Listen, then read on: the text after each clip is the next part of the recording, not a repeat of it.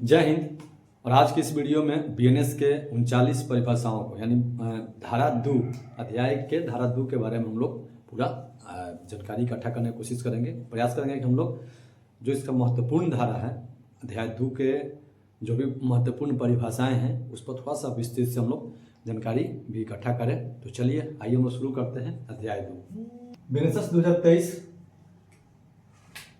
के धारा 2 यानी ये आपको अध्याय 1 के अंतर्गत धारा 2 में टोटल 39 परिभाषाएं दी गई है। यानी इसमें है क्या 38 शब्दों को परिभाषित किया गया है और 39 में यह उल्लेख किया गया है कि वैसा शब्द एवं पद जो इस संहिता के इन परिभाषाओं यानी इस टू क्लोज 1, 2 से लेकर के 38 तक में वो शब्द और पद नहीं है, लेकिन किसी अन्य संहिता में यानी बीएनएसएस में या आईटी एक्ट 2000 में उसको परिभाषित किया गया है। तो उस शब्द एवं उस पद को उसी परिभाषा के अनुसार माना जाएगा। थोड़ा सा हमने क्या कहा इसकी 39 के संबंध में हमने कहा कि वैसा शब्द एवं पद जो इस संहिता में परिभाषित नहीं है और वो किसी अन्य संहिता में यानी किसी भी जगह पर वह कहाँ हो सकता है परिभाषित, बीएनएसएस में परिभाषित हो सकता है या आईटी एक्ट 2000 में परिभाषित है। तो जिस तरह से वहां परिभाषित किया गया है उस शब्द के बारे में जो वहां पर बातें उल्लेख की गई है उस शब्द को उसी तरह से यहाँ भी मान्य होगा। ठीक है, ये 39 में कह दिया है। अब आइए इसमें हमने कहा कि 38 और प्लस 1 यानी 39 को परिभाषित किया गया है। अब जैसे है एक में क्या है बीएनएस के 2 क्लोज 1 में आपको कार्य को परिभाषित किया गया है। और कार्य का मतलब क्या है कि कोई भी काम, मतलब उसके अंतर्गत कहा गया कि कोई भी काम जो है वह कार्य है, कार्य की आवली है। इसके बाद है क्या 2 में जीव जंतु को परिभाषित किया गया है। 2 में जीव जंतु को परिभाषित किया गया है और जीव जंतु के संदर्भ में कहा गया है कि मानव से भिन्न कोई भी प्राणी जीव जंतु है। आपको क्वेश्चन पूछेगा कि बीएनएस के किस धारा में जीव जंतु को परिभाषित किया गया है, तो 2 सब क्लोज 2 में यानी 2 के उपखंड 2 में परिभाषित किया गया है। और जीव जंतु का अर्थ क्या है, यानी मानव से भिन्न कोई भी प्राणी है वह क्या हो जाएगा, जीव जंतु हो जाएगा। ठीक है, इसके बाद आपको आता है क्या 3 नंबर में 2 के क्लोज 3 में आता है शिशु, बच्चा। अब यहाँ ये बहुत इंपॉर्टेंट है, यहां से क्वेश्चन पूछता है। ठीक है, शिशु को इसमें परिभाषित किया गया है और शिशु को कहा गया है कि 18 वर्ष से कम आयु के कोई भी व्यक्ति, यहां पर कहा गया है कि 18 वर्ष से कम आयु के या उम्र के कोई भी व्यक्ति क्या है, शिशु है, यानी शिशु को परिभाषित किया गया है। अब यदि क्वेश्चन पूछता है कि शिशु को परिभाषित कीजिए या क्वेश्चन जब पूछेगा बीएनएस में तो दे देता है कि 4 दे देगा, कहेगा कि इसमें से किन्हीं 2 को परिभाषित कीजिए और उसमें रहेगा आपको कि शिशु को परिभाषित कीजिए। तो आप कह सकते हैं कि बीएनएस के धारा 2 क्लोज 3 में शिशु को परिभाषित किया गया है जिसमें उल्लेख किया गया है कि 18 वर्ष से कम आयु की कोई भी व्यक्ति शिशु है। ठीक है, तो क्वेश्चन ये भी पूछता है कि कितने वर्ष से कम आयु के व्यक्ति को शिशु कहा जाएगा, तो 18 वर्ष से। इसके बाद है कुटकर्ण भी बहुत इंपॉर्टेंट है। कुटकर्ण का परिभाषिका है यानी 2 क्लोज 4 में कुटकर्ण को परिभाषित किया गया है। तो कुटकर्ण का मतलब है कि यदि कोई व्यक्ति क्या करता है, यदि कोई व्यक्ति किसी वस्तु के सदृश कोई वस्तु तैयार करता है ताकि उस वस्तु से यानी जो तैयार किया है वस्तु उस वस्तु से वह प्रवंचना कर सकता है किसी के साथ, तो कहा जाएगा कि वह व्यक्ति क्या किया है, कुटकर्ण किया है। इसको थोड़ा सा समझिए। ए नाम के एक व्यक्ति है और इसके पास कोई दस्तावेज है, या हम कह सकते हैं कि मैट्रिक का सर्टिफिकेट इसके पास है और ये क्या करता है कि उस मैट्रिक के मार्कशीट है या मैट्रिक के सर्टिफिकेट या मार्कशीट कुछ भी, उस दस्तावेज को कूटकरण करके, और ये करता क्या है कि एक और दस्तावेज तैयार करता है, यानी हूबहू मतलब इसके जैसा कर देता है, सदृश उसके, थोड़ा सा अंतर भी है तो कोई बात नहीं, लेकिन उसकी अगर विषय वस्तु सेम है तो ये कूटकरण की श्रेणी में आएगा। यानी इसके समदृश्य कर देता है ताकि इस दस्तावेज का उपयोग वह कर सकता है प्रवंचना के लिए, यानी किसी भर्ती में, किसी बहाली में प्रवंचना के लिए क्या कर सकता है, जो ये कूटकरण से जो दस्तावेज तैयार किया है उस दस्तावेज को क्या करेगा, उपयोग में लाएगा, तो कहा जाएगा क्या कि उसने कूटकरण किया। अब परिभाषा यदि पूछता है कि कूटकरण को परिभाषित कीजिए, तो आप साधारण कर सकते हैं कि कूटकरण को की परिभाषा बीएनएस के 2 क्लोज 4 में कूटकरण को परिभाषित किया गया है, जिसमें उल्लेख किया गया है कि यदि कोई व्यक्ति किसी वस्तु के समदृश्य यानी या सदृश कोई वस्तु तैयार करता है जिसको वह प्रवंचना के लिए उपयोग में ला सकता है, उसे क्या कहते हैं, कूटकरण कहेंगे। ठीक है, तो यह कहा जाएगा कि वह व्यक्ति कूटकरण किया। ठीक, तो इतना लिख सकते हैं। अब आइए, कूटकरण के बाद आता है क्या, न्यायालय। न्यायालय को परिभाषित किया गया है 2 क्लोज 5 में न्यायालय को परिभाषित किया गया है। तो न्यायालय के अंतर्गत क्या है कि विधि द्वारा सशक्त किया गया। पहला इसमें क्या होना चाहिए कि विधि द्वारा सशक्त किया गया। कोई भी न्यायाधीश, यानी कोई न्यायाधीश या न्यायाधीशों के निकाय जो न्यायिकतः कार्य करने के लिए विधि द्वारा क्या किए गए हैं, सशक्त किए गए हैं या विधि द्वारा बनाए गए हैं, उसे क्या कहेंगे, न्यायालय कहेंगे। यानी साधारण भाषा में हम कह सकते हैं कि न्यायिकतः कार्य करने के लिए कोई भी न्यायाधीश या न्यायाधीशों के निकाय को विधि द्वारा स्थापित किया जाता है और वह उसे क्या कहते हैं, न्यायालय कहते हैं। तो यहाँ पर न्यायालय की परिभाषा, तो ये ऑब्जेक्टिव में ये सब क्वेश्चन, यहाँ से आपको ऑब्जेक्टिव में क्वेश्चन लगभग 3-4 क्वेश्चन आते हैं, परिभाषाएं भी आती हैं। इसके बाद है 6 नंबर में क्या, मृत्यु। 2 क्लोज 6 में आपको मृत्यु को परिभाषित किया गया है, यानी मृत्यु के साधारण बात है कि जो व्यक्ति यानी मर जाता है तो मृत्यु हुआ, तो ये मृत्यु की परिभाषा में इतना ही चीज है, बात है। इसके बाद है ये बेईमानी। बेईमानी को परिभाषित किया गया है 2 क्लोज 7 में। बेईमानी का मतलब क्या है कि कोई व्यक्ति किसी दूसरे व्यक्ति को के लाभ के लिए किसी अन्य व्यक्ति को हानि पहुंचाता है, वह क्या हुआ, बेईमानी हुआ। सदोष लाभ प्राप्त करने के लिए किसी को हानि देना ही क्या है, बेईमानी है। ठीक है, तो बेईमानी को कहां परिभाषित किया गया है, 2 क्लोज 7 में परिभाषित किया गया है। इसके बाद दस्तावेज को 2 क्लोज 8 में दस्तावेज को परिभाषित किया गया है, और दस्तावेज की परिभाषा टिप्पणी के रूप में पूछता है, इसलिए भी ये बहुत महत्वपूर्ण है कि दस्तावेज के लिए क्या क्या महत्वपूर्ण बिंदु होने चाहिए। दस्तावेज का मतलब कहता है क्या कि जब किसी पदार्थ पर किस साधन से, अंकों, अक्षरों या चिन्हों के द्वारा, इनमें से एक या अधिक साधनों के द्वारा क्या किया जाता है,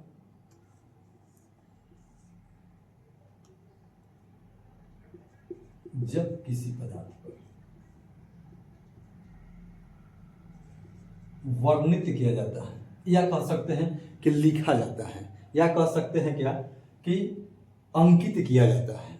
ठीक है, अंकित किया जाता है, तो उस पदार्थ को क्या कहते हैं, तो मतलब वो क्या हुआ, वह दस्तावेज है, यानी वह पदार्थ क्या हो गया, दस्तावेज हो गया। फिर तो मैं समझिए कि जब किसी पदार्थ पर अंकों, अक्षरों या किसी चिन्ह से या चिन्हों के साधन द्वारा उसको लिखा जाता हो या वर्णित किया जाता हो या उल्लेख किया जाता हो, तो उस पदार्थ को क्या कहते हैं, दस्तावेज कहते हैं, जिसका उपयोग किया जा सकता है, यानी जिसको उपयोग के रूप में लाया जा सकता है। और इसके अंतर्गत आपको इलेक्ट्रॉनिक एवं डिजिटल अभिलेख भी शामिल हैं। ये भी बात है, ध्यान रखिएगा कि पहला हमने कहा कि अंकों, अक्षरों या चिन्हों के साधन के द्वारा क्या किया जाएगा, अंकित किया जाएगा या वर्णित किया जाएगा।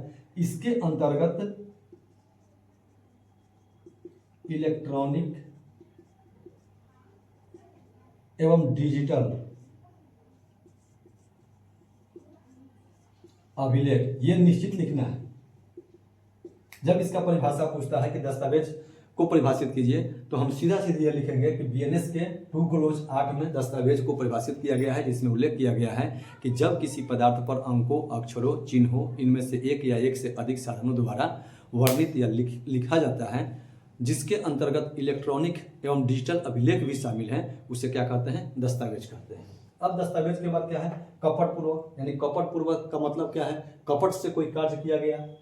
अब देखिए यहाँ पर एक चीज और महत्वपूर्ण आया, ये सब क्वेश्चन आपको ऑब्जेक्टिव के रूप में पूछ दिया जाता है। दस्तावेज का परिभाषा आपका बहुत महत्वपूर्ण है, तो ये इसके बाद कपटपूर्वक तो हो गया। लिंग यहाँ परिभाषित, इसको यहाँ से क्वेश्चन पूछता है कि बीएनएस में लिंग के अंतर्गत किसको शामिल किया गया है, तो इसमें उभयलिंग को भी ला दिया गया है, ट्रांसजेंडर को भी इसमें सम्मिलित कर दिया गया है। ठीक है, लिंग के अंतर्गत एक नए यानी ट्रांसजेंडर को इसमें लाया गया है। पहले स्त्री और पुरुष की चर्चा सिर्फ होती थी, अब इसके साथ साथ यानी मेल फीमेल के साथ साथ ट्रांसजेंडर की भी चर्चा अब लिंग के परिभाषा में कर दिया गया है। सद्भाव पूर्वक को कहाँ परिभाषित किया गया है? 2 के क्लोज 11 में, यानी सद्भाव पूर्वक पूरी सतर्कता के साथ। इसमें क्या होता है? इसमें सावधानी क्या होनी चाहिए कि सतर्कता, पूरी सतर्कता एवं सावधानी के साथ या विश्वास हो कि ये हमने वो मतलब पूरी सतर्कता एवं सावधानी बरती है के साथ किया गया कार्य क्या होगा? सद्भावपूर्वक कार्य होगा। यानी सद्भावपूर्वक कार्य के लिए ये बहुत जरूरी है कि सतर्कता और सावधानी होनी चाहिए। तो क्वेश्चन पूछता है कि सद्भावपूर्वक कार्य के लिए निम्न में से क्या होनी जरूरी है, तो सतर्कता और सावधानी होनी जरूरी है। इसके बाद सरकार का मतलब केंद्र एवं राज्य के अंतर्गत, केंद्र एवं राज्य सरकार है, सरकार के अंतर्गत होंगी, यानी सरकार को परिभाषित मतलब क्या कि केंद्र एवं राज्य इसके अंतर्गत आ जाएंगे। संश्रय यानी किसी को आश्रय देना। अब आश्रय आप किसी भी तरीके से दे सकते हैं। कोई व्यक्ति गिरफ्तारी के ही डर से जा रहा हो, भाग रहा हो कहीं, या विधि विरुद्ध कोई कार्य किया है और उसे कानूनी कार्रवाई करनी है, उस कानूनी कार्रवाई से वह भाग रहा है, तो उसको आश्रय देना, और आश्रय में आप खाना दे सकते हैं, उसको खाना खिला रहे हैं, उसको रहने के लिए दे रहे हैं, उसे कहीं एक स्थान से दूसरे स्थान तक जाने के लिए परिवहन के साधन दे रहे हैं, तो उस तरह की गतिविधि को क्या कहता है? संश्रय कहता है। उसको आश्रय देना किसी भी तरह से। अब इसमें एक क्वेश्चन आएगा कि क्या कोई विधि विरुद्ध कार्य किया है, कोई व्यक्ति अभियुक्त है और यदि वह पत्नी के साथ है, तो क्या पत्नी द्वारा उसे आश्रय देने की घटना कही जाएगी? नहीं, यह कतई नहीं है। ठीक है, इसके बाद है क्षति। क्षति से मतलब क्या कि किसी के ख्याति के रूप में क्षति दे रहे हैं, किसी को आर्थिक क्षति दे रहे हैं, शारीरिक क्षति दे रहे हैं, मानसिक क्षति दे रहे हैं, तो यह क्या हुआ? ये क्षति हुआ, यानी उस कार्य के लिए कोई उसको क्षति हो। अवैध को परिभाषित किया गया है 2 क्लोज 15 में। अवैध को 2 क्लोज 15 में परिभाषित किया गया है। अवैध का मतलब क्या कि विधि द्वारा जो वैध कार्य नहीं है वह क्या है? अवैध कार्य है। तो हम लोग को हो गया कहाँ तक? 15 तक। अब इसको आपको याद रखना भी है कि 2 क्लोज 1 में क्या है? कार्य है। 2 क्लोज 2 में क्या है? जीव जंतु है। 2 क्लोज 3 में क्या है? शिशु को परिभाषित किया गया है। 2 क्लोज 4 में ये कुटकान को परिभाषित किया गया है। 2 क्लोज 5 में आपको न्यायालय को परिभाषित किया गया है। 6 में मृत्यु को परिभाषित किया गया है। 7 में बेईमानी को परिभाषित किया गया है। 8 में दस्तावेज को परिभाषित किया गया है। 9 में आपको कपटपूर्वक को परिभाषित किया गया है। 10 में लिंग को परिभाषित किया गया है। 10 के बाद फिर 11 पढ़िएगा तो सद्भावपूर्वक को परिभाषित किया गया है। 12 में सरकार को परिभाषित किया गया है। 13 में संशय को परिभाषित किया गया है और संशय के बाद क्षति को परिभाषित किया गया है। 14 में और 15 में अवैध को परिभाषित किया गया है।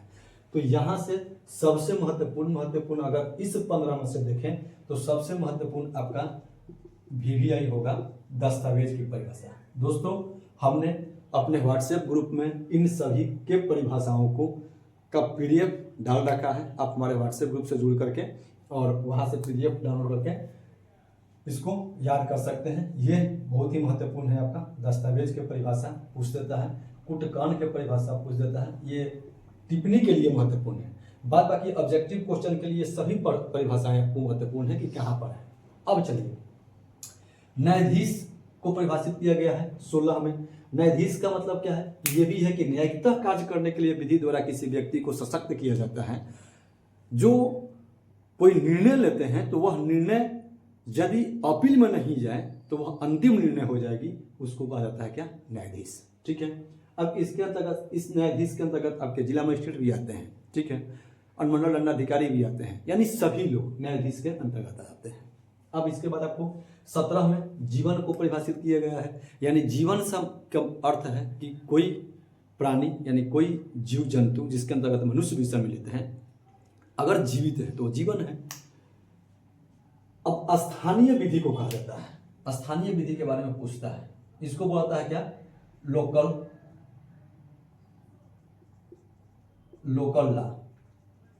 अब SLL पढ़िएगा लघु अधिनियम के अंतर्गत, उसमें बहुत सारी विधि होती है, स्थानीय विधि होती है। अब जैसे देखिए, अब हम लोग के यहाँ पर क्या है, शराबबंदी है, पूरे बिहार में शराबबंदी लागू है, लेकिन अन्य स्टेट में तो शराबबंदी लागू नहीं है। यानी वह जो हम लोग के यहाँ पर जो मद्य निषेध के अंतर्गत जो है, ठीक है, आप मद्य निषेध का में पढ़िएगा तो उसमें 37 ABC पढ़ना होगा, जिसमें पीने के लिए है ABCD तक है, फिर 30 का है ABCD तक। तो इस तरह से यानी वह जो मद्य निषेध के अंतर्गत जो नियम कानून बने हैं वह क्या हो गया, स्थानीय विधि हो गया, यानी वह बिहार के लिए ही सिर्फ है, यहाँ पर सिर्फ बंदी है, तो यहाँ पर आपको क्या है, वह स्थानीय विधि हो गया। यानी स्थानीय विधि का मतलब क्या है कि कोई एक क्षेत्र पर लागू करने वाला कोई विधि क्या होता है, स्थानीय विधि होता है। अब यहाँ पर क्वेश्चन पूछ सकता है ऑब्जेक्टिव में कि स्थानीय विधि को कहाँ परिभाषित किया गया है, तो 2 क्लोज 18 में स्थानीय विधि को परिभाषित किया गया है। इसके बाद 19 में पुरुष यानी नर समाज के कोई व्यक्ति अभिप्रेत है, पुरुष का मतलब कि नर जो है वो क्या है, पुरुष है। मास और वर्ष को 20 में परिभाषित किया गया है। ग्रेगोरियन कैलेंडर के अनुसार इसमें कहा गया है कि ग्रेगोरियन कैलेंडर के अनुसार ही मास एवं वर्ष होंगे। अब यहाँ पर एक महत्वपूर्ण फिर आता है आपको 21 में चल संपत्ति को परिभाषित किया गया। अब कुछ टिप्पणी में देगा कि चल संपत्ति को परिभाषित कीजिए, तो हम लिखेंगे कहा कि BNSS के धारा 2 क्लोज 21 में या 2 के उपखंड 21 में चल संपत्ति को परिभाषित किया गया है, जिसमें उल्लेख किया गया है कि मूर्त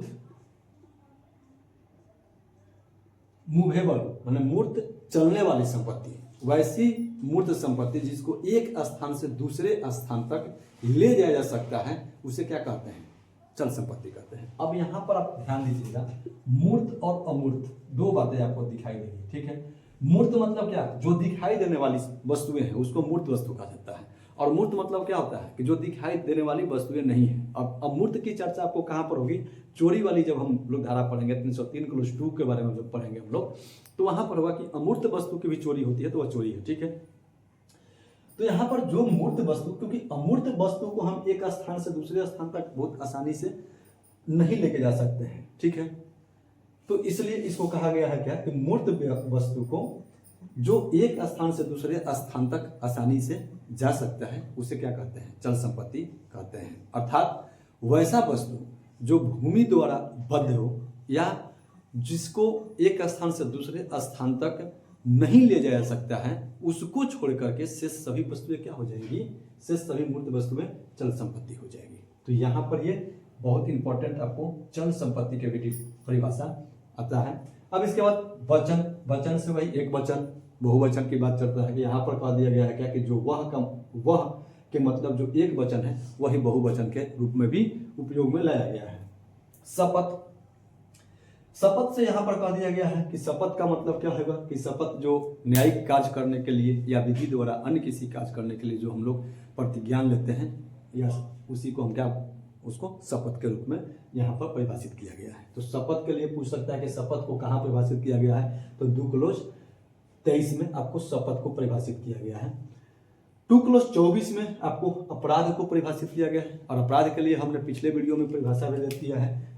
2 क्लोज 24 में भी अपराध को परिभाषित किया गया है, और साथ ही साथ आपको BNSS में भी जो परिभाषित है 2 क्लोज 1 के थ में जो परिभाषा दिया गया है वो भी अपराध का ही परिभाषा दिया गया है, जिसके अंतर्गत क्या है कि वह कार्य जो विधि विरुद्ध हो, यानी जो BNSS के अंतर्गत दांडिक हो या केंद्र एवं राज्य सरकार द्वारा बनाए गए किसी विधि के अनुसार दांडिक हो, वह क्या होगा, अपराध होगा। और जिसमें क्या होता है, किसी व्यक्ति को क्षति होती है, और वह क्षति किसी भी तरह के हो सकता है। उस व्यक्ति का आर्थिक क्षति हो सकता है, शारीरिक क्षति हो सकता है, मानसिक क्षति हो सकता है, वह सब क्या हो जाएगा, अपराध हो जाएगा। और हमने अपराध के बारे में पूरा वर्गीकृत करके रखा है कि अपराध संज्ञेय हो सकता है, असंज्ञेय हो सकता है, ये सब हमने पिछले वीडियो में दे रखा है। बेसिक में जो जानकारी दिया है उसमें हमने अपराध को बढ़िया से बता रखा है। आप हमारे उस वीडियो को भी जरूर देखिएगा। हम इस वीडियो के डिस्क्रिप्शन में पिछले वीडियो का लिंक को भी डाल देंगे। इसके बाद लोप को परिभाषित किया गया है। लोप का मतलब कि कोई कार्य को जो लोप कर रहा है, इतना ही शब्द है इसके लिए। व्यक्ति को परिभाषित किया गया है। व्यक्ति से मतलब क्या है कि कोई भी व्यक्ति, व्यक्ति का मतलब क्या है कि इसके अंतर्गत निकाय भी सम्मिलित है। अब देखिए यहाँ पर कोई मानव हो, निकाय हो, कोई समूह हो, इन सभी को क्या किया गया है, व्यक्ति के रूप में परिभाषित किया गया है। यानी व्यक्ति का अर्थ जैसे मान लीजिए कि कोई कंपनी होगी तो कंपनी को भी यहाँ पर व्यक्ति, भले जब कोई समन किया जाएगा तो उस कंपनी के जो प्रोप्राइटर होंगे उनको समन किया जाएगा, लेकिन उस कंपनी को व्यक्ति के रूप में लाया गया है। लोक यानी जो समूह हो, ठीक है, यानी किसी भी समुदाय के समूह को लोक कहा गया है। लोक सेवक, लोक सेवक के बहुत लंबा इसकी परिभाषा है, तो बोर्ड पर तो नहीं लिखने में, लिख कर समझने में तो थोड़ा समस्या होगा, लेकिन एक साधारण शब्द में हम कह सकते हैं कि जो केंद्र एवं राज्य सरकार द्वारा, चाहे वो किसी भी पद पर हो, केंद्र एवं राज्य सरकार के द्वारा वह किसी भी पद पर नियुक्त किए गए हों, हम उनकी मतलब सरकार के से क्या करते हैं, कोई कुछ तनख्वाह प्राप्त करते हैं, तो वैसे व्यक्ति को क्या कहा गया है, लोक सेवक कहा गया है। अब इसमें सबसे महत्वपूर्ण बातें क्या जाती है लोक सेवक में कि कभी कभी पूछ देता है क्या, या पूछा जा सकता है क्वेश्चन में कि क्या एमएलए लोक सेवक हैं? तो नहीं, एमएलए लोक सेवक नहीं है। बिहार के ये निधि कोष से इनको वेतन मिलता है, इसलिए एमएलए लोक सेवक नहीं है। फिर आपको पूछा जा सकता है कि अब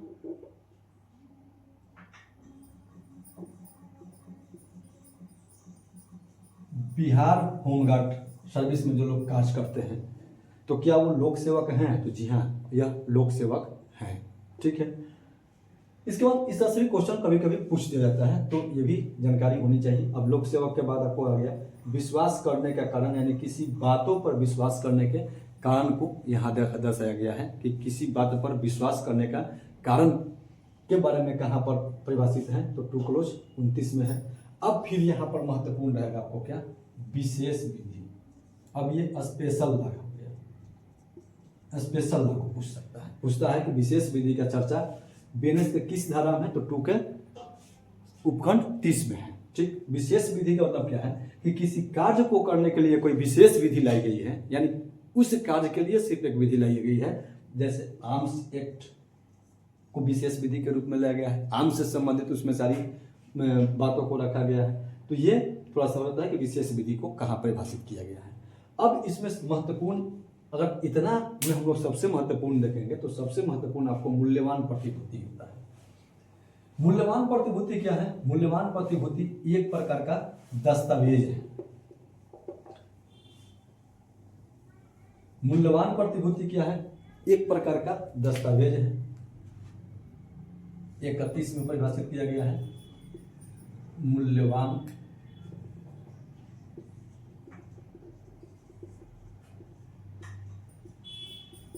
प्रतिभूति को,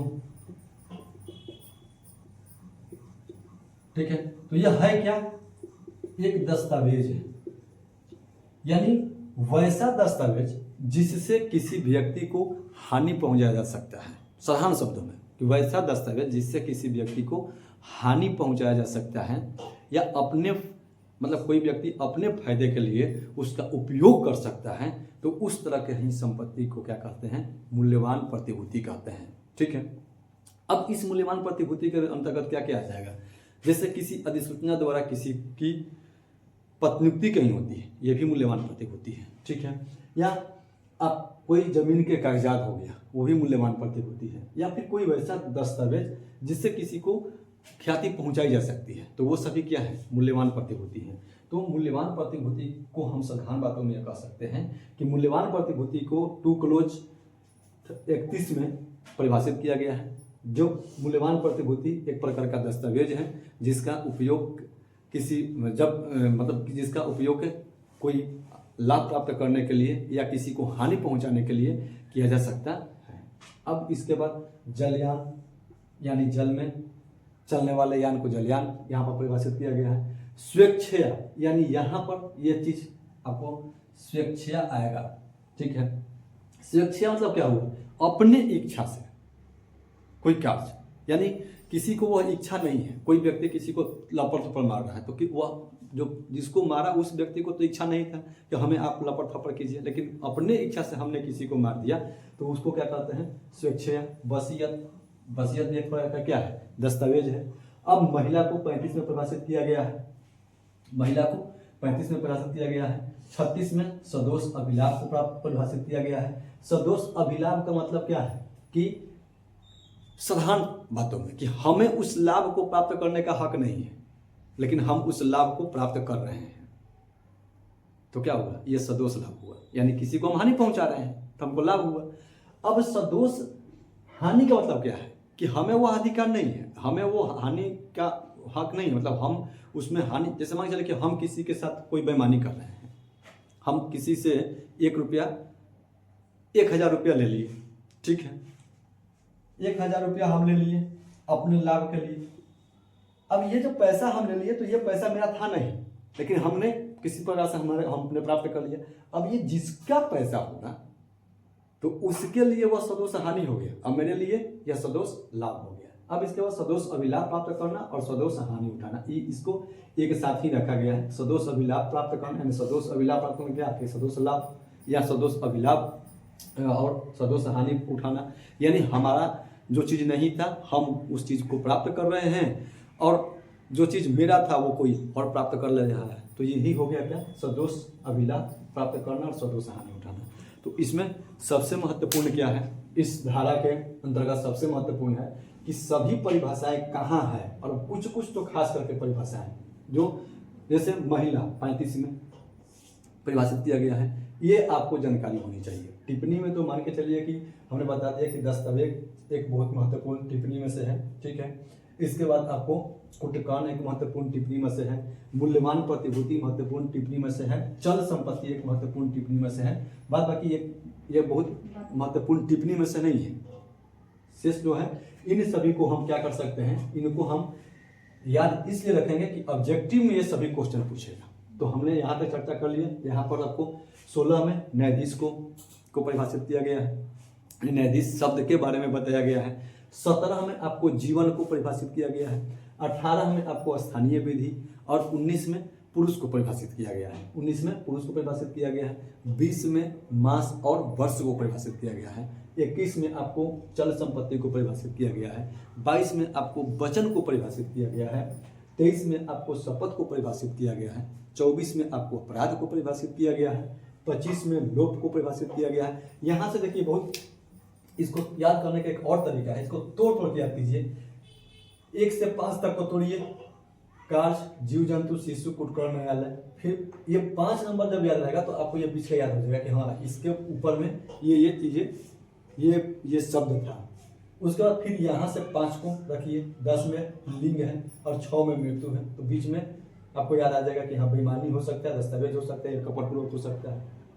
इसके बाद फिर यहाँ से जब चलते हैं 11 में सद्भावपूर्वक से लेकर के 15 में अवैध तक हम लोग याद करेंगे, ठीक है। इसके बाद यहाँ से जब चलिए फिर 16 से न्यायाधीश को ले चलिए, 20 में मास और वर्ष को याद लेके चलिए, 21 से चल संपत्ति लीजिए, 25 में लोभ, 26 में लोभ के बाद व्यक्ति, व्यक्ति के बाद लोक, लोक के बाद लोक सेवक, 28 में हो जाएगा, 29 में विश्वास करने का कारण, 30 में विशेष विधि, 31 में मूल्यवान प्रतिभूति, 32 में जलयान को परिभाषित किया गया है, 33 में स्वेच्छा परिभाषित किया गया है, 34 में वसीयत परिभाषित किया गया है, 35 में महिला को परिभाषित किया गया है, 36 में सदोष अभिलाभ प्राप्त करने को परिभाषित किया गया है, 37 में सदोष हानि उठाने को परिभाषित किया गया है और 38 में सदोष लाभ प्राप्त करने में सदोष हानि उठाने को परिभाषित किया गया है। तो इस प्रकार से आपको इनको सबको याद करना होगा, जिसमें से कुछ हमने महत्वपूर्ण परिभाषाएं हैं उनको बता दिया। अब 39 में हमने इस संहिता में जिस शब्द को परिभाषित नहीं किया गया और अन्य किसी संहिता में उसको परिभाषित किया गया है, तो उस संहिता के अनुसार ही वह शब्द एवं पद क्या होंगे, परिभाषित माने जाएंगे। तो आज के इस वीडियो में हमने परिभाषा के बारे में कुछ अपना विचार रखा और हमारे वीडियो को यदि आप देख रहे हैं तो थोड़ा लाइक कीजिएगा, कमेंट जरूर कीजिए, ताकि हम इसमें कहीं सुधार करने की आवश्यकता हो तो अगर आप लोग को लगे कि यहाँ सुधार करने की आवश्यकता है तो हम सुधार कर सकें। और मुझे जितनी जानकारी है, छोटी जानकारी आप लोग के सामने मैं वीडियो के माध्यम से प्रस्तुत करता हूँ। हालांकि कुछ मेहनत भी लगता है इसमें, और मेहनत के साथ साथ कुछ प्राप्ति ये भी होता है कि उसी मतलब ये वीडियो बनाने के ही लिए हम भी कुछ पढ़ लेते हैं, तो बहुत अच्छा भी लगता है। और वीडियो के डिस्क्रिप्शन में हम अपने पिछले वीडियो को भी डालेंगे, जिसमें अपराध के बारे में हमने बताया है, क्योंकि इसमें अपराध की परिभाषा आपको 24 में आया। साथ ही साथ इसमें आपको व्हाट्सएप ग्रुप का भी लिंक हमने दे रखेंगे इसके डिस्क्रिप्शन में, टेलीग्राम ग्रुप का भी दे रखेंगे। तो आप लोगों से अनुरोध है कि हमारे व्हाट्सएप से जुड़िए और वीडियो को अधिक से अधिक दोस्तों के पास शेयर कीजिए, ताकि सभी लोगों को इसका लाभ मिल सके जो प्रशिक्षण प्राप्त कर रहे हैं। और यह जो परिभाषा है यह सिर्फ जो पीटीसी प्रशिक्षण कर रहे हैं उन्हीं के लिए नहीं, जो बुनियादी प्रशिक्षण भी कर रहे हैं हमारे दोस्त, उनके लिए भी बहुत ही महत्वपूर्ण है। और परिभाषाओं में मैं एक बार फिर से आप लोगों से अनुरोध करूँगा कि आपको 38 के 38 BNS की परिभाषा निश्चित तौर पर याद रखना होगा, क्योंकि ऑब्जेक्टिव क्वेश्चन जब आप बनाइएगा तो वहाँ पर लगभग 3-4 क्वेश्चन यहाँ से मिल ही जाता है। 3-4 क्वेश्चन को आपको मिलेगा ही मिलेगा। एक क्वेश्चन आपको 5 नंबर यानी 10 से 12 नंबर का क्वेश्चन सिर्फ आपको यहाँ से आएगा। 3-4 क्वेश्चन को परिभाषा से ये आपको ऑब्जेक्टिव में दे देगा, और आपको एक परिभाषा भी दे देगा। तो परिभाषा में आपको हमने बता दिया कि कौन कौन से महत्वपूर्ण परिभाषा है जो पूछ सकता है, जिसका उपयोग होता है। जैसे दस्तावेज का परिभाषा का आपको उपयोग होता है, अब पूछ देगा। जैसे दस्तावेज में मैं एक और एग्जाम्पल आपको बताता हूँ। जो गाड़ी पर जो नंबर प्लेट होता है वह भी एक दस्तावेज है, क्योंकि उस पर क्या किया गया है, अंक द्वारा, पेंटिंग से ही अंक द्वारा क्या किया गया है, लिखा गया है। तो वह जो नंबर प्लेट हुआ, वह नंबर प्लेट क्या है, एक दस्तावेज है। उसको दस्तावेज के रूप में प्रयोग में लाया जाता है। ठीक है, तो इन सभी बातों को थोड़ा सा ध्यान में रख करके और इसको निश्चित तौर पर पढ़ना है। तो आज के लिए इतना ही, हमें दीजिए इजाज़त, हम मिलते हैं अगले वीडियो में। जय हिंद।